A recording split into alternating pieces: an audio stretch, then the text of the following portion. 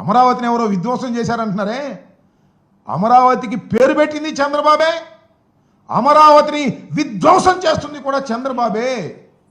ఇది గమనించమని కోరుతున్నా నేను. మేము ఇదేదో కడుపు మంటతోనో మరో రకంగానో చెప్పేటటువంటి పరిస్థితి కాదు. ఉన్న వాస్తవాలను చెప్పేటటువంటి పరిస్థితికి మేము ప్రయత్నం చేస్తున్నాం.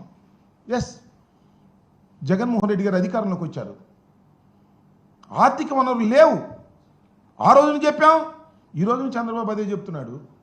చంద్రబాబు గారు ఏమన్నారండి?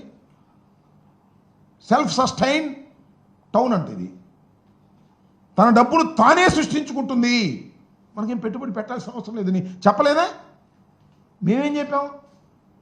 మేము హైకోర్టులో, సుప్రీంకోర్టులో కూడా అఫిడవిట్స్ వేసాం. అయ్యా, రాష్ట్ర పరిస్థితి లేదు, ఇది ఆర్థికంగా ఇంత ఖర్చు పెట్టలేం, దీన్ని అభివృద్ధి చేయలేం అని చెప్పాం.